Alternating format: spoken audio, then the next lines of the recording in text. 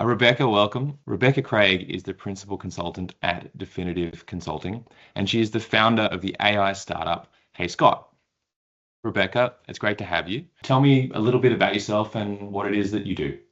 I'm a principal search consultant at Definitive Consulting. And for those who don't know what search is, we basically consult specifically for law firms, helping them find executive talent. So that includes headhunting, lateral partner moves, but also from time to time, some mergers and acquisitions conversations. And I guess, for me, I started in at Definitive about 6 years ago, not knowing anything about the legal industry and not really knowing much about consulting.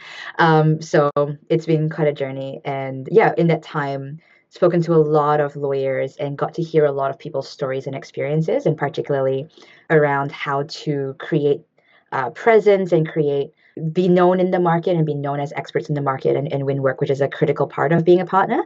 So I feel like I've learned a lot in the last 6 years and got a lot of stories to tell. Nice.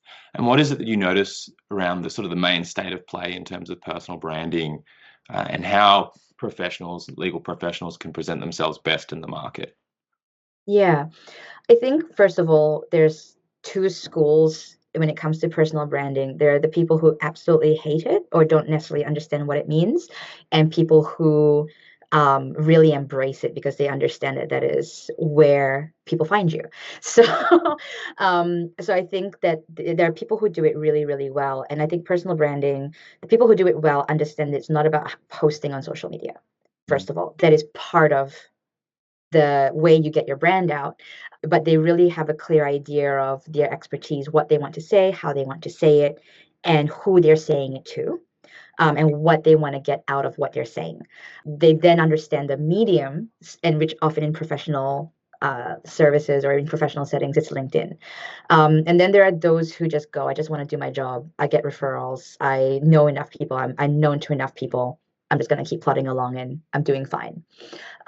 So it's been a real shift recently in the market of even at a senior partner level, partners that have impressive books that have come from top tier pedigree and like all of those things, wanting to explore options, and firms coming back and saying they don't have enough of a presence for us because we want something that's going to impact the market, that's going to make, headlines in the press, that's going to make our clients sit up and listen. And they're thinking in terms of their competition.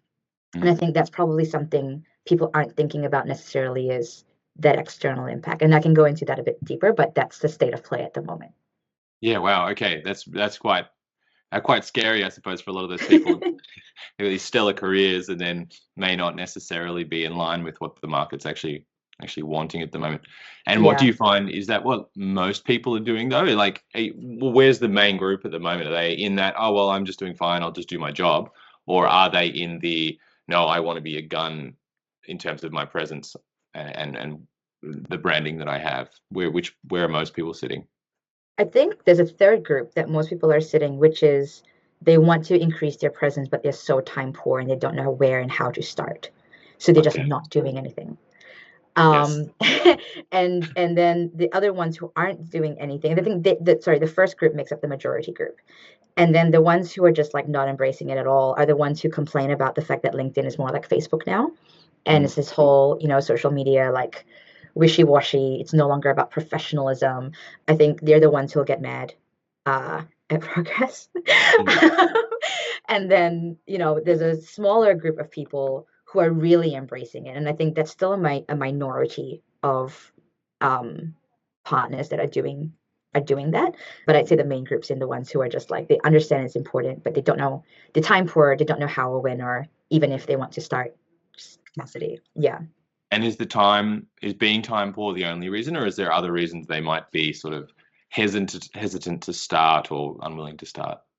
I think the concept of the fact that they're time poor feels overwhelming, and that's one of the main reasons in their minds. But I think if you dig deeper, it's actually because they probably don't understand what it is that's personal branding.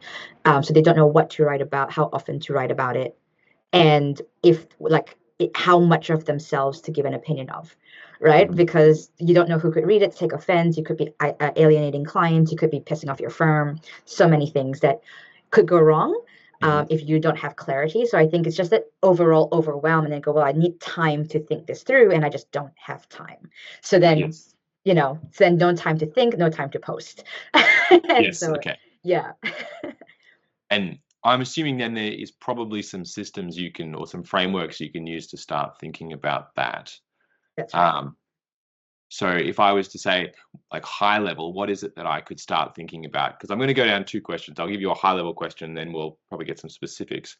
Mm. But in that, then, if I'm, a lawyer and I want to start using this medium, using LinkedIn, using social media, how should I start to think about this? Like, what are the high level things I need to consider? Yeah, I think the high level thing is think about what are you wanting to be an expert in or known for. So there's two schools. One school of lawyers only post about professional things related to the advices that they give, regulatory changes related to their professional life. Then Mhm. there's another school that talks about not just their jobs, but also their passions. So if they've got a child that has celiac disease or someone, passed away from cancer, and so they really like caring about that. So if they're passionate about like diversity rights and things like that, they tend to write about those things as well. So they tend to be a lot more thought leaders on a personal level, and then the others are thought leaders and information giving on a professional level. So then I would say pick what you want to connect with, like what you care about, what you know you'll enjoy writing about, what you're always thinking about, because it's never ending content. Mhm. So I'd start with what are you already having conversations about every day?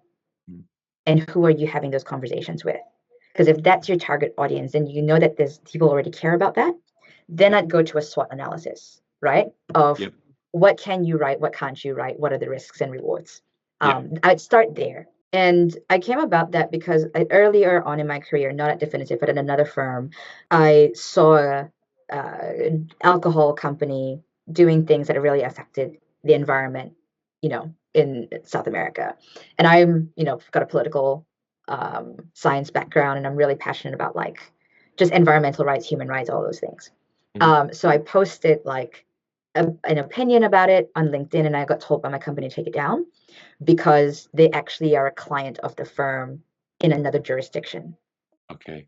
And so that was really my first understanding that, okay, you can be passionate about things, but you Mhm. do have to be mindful of the environment that you're in and what is and isn't right with all those things in context. So that's where I came up with the idea of, okay, putting a SWOT and understand Mhm. what are the risks and rewards. Yeah.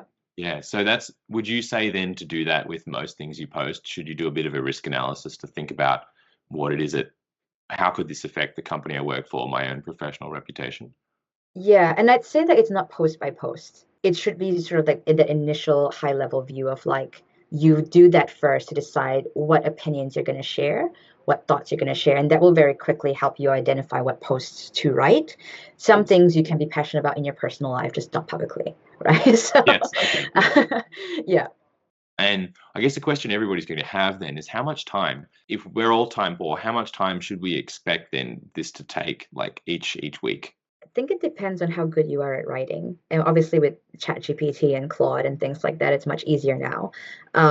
Things written for us. But I think if you want to gain traction and more eyeballs, like you want to reach the right audience 3 to 5 times a week, Hmm. but you can batch it, right? So like so many tools that you can use now, which I can go into like later, but to make life a lot easier. So you don't have to memorize a script. You don't have to do any of these things. There's so many tools you can use that are free Yeah. to help make video recording much easier or posting much easier.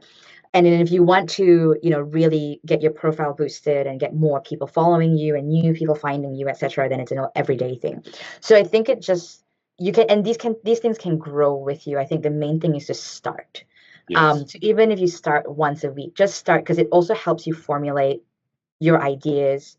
It builds your resilience. Sometimes what you have in your personal life, a private conversation, people respond so well. You post it on LinkedIn and nobody likes your post or nobody Yeah. follows it, nobody shares, but they'll tell you privately, oh, that was really great.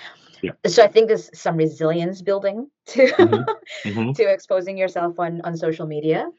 So I think like just start and grow, and eventually you'll get a sense of, okay, I have something to say Yeah. more frequently than not, and I think that will be a natural progression. Then you get as intentional as you want to be, right? Yeah. So I think consistency more than quantity is more important to think about. Okay. And is this really applicable to people at that senior associate partner level, or should this be a consideration for everybody? I think again, it starts with the outcome that you want to achieve. Okay. So for me, I only really started posting once I became a principal. Mhm. And it was because I looked at who my audience is, which is partners of law firms. And I just kind of go, well, principal is a title they understand. Mhm. And also, even though on a day-to-day perspective, I'm speaking to partners and they're telling me, oh, this is really great, I'm writing for the person who doesn't know me. And the title lends a lot of credibility. Now, Yes. that's just to me. Someone else might not care, right? So you just got to pick your thing. But if you're a senior associate and you're doing really amazing things even outside of work, you're influencing laws, you're part of panels, and you're, speaking at things, 100% you should be promoting that, because people are looking for people they can trust. And I Yes. think that's probably what personal branding is actually all about, is a signal to people who are looking for a trustworthy source of information and advice, to find you, right? Mhm. Particularly when we're so information drenched and we don't know which sources to trust. That's actually why personal branding now is so important. What results should I sort of expect to see out of it? And I guess that splits down into what results should I expect to see short term, and what results should I expect to see long term? I think short term, you'll see more people just liking your posts. Mhm. People who, like, if you're putting in the right hashtags and you're consistent, the algorithm will start pushing you out. So that's the other thing, is understanding how the algorithm works. And it just rewards consistency, to be honest. So it'll start pushing you out. It also looks at how much you are engaging with other people's posts. So it works a lot like TikTok. Because LinkedIn is now becoming the information platform, where Yep. so then it looks at, well, what kind of information are you engaging with? Because it's looking for more people on the platform engaging. So you need to engage. And if you engage with the similar type of content that you post, they will start sending you more of that type of stuff, which means you'll reach more of the type of audience you're aiming at. Yep. And then you also keep posting, which means that audience also starts to find you because they're already finding the other content that you're working on. I think what people struggle with is they like things that they like, and then they post about things that's separate, Yep. or they just post and they're not active in liking other people's things. Yes. You're not going to find anything that way. So if you do the right behaviors that the platform wants you to do, in the short term, more people will like your stuff. In the medium term, some people who already like you and follow you will start commenting and sharing. And in the Mhm. long term is you will get a much larger audience and people finding you through the platform and saying, hey, I want to do business with you. I like your stuff. They'll DM you, that sort of thing. Yes. Okay, fantastic. Great. Well, Rebekah, thank you for that. It was very insightful. We're looking forward to having you at our next event. Thank you very much, and I hope you enjoy the rest of your day. Thank you. You too. Thanks, Hugh.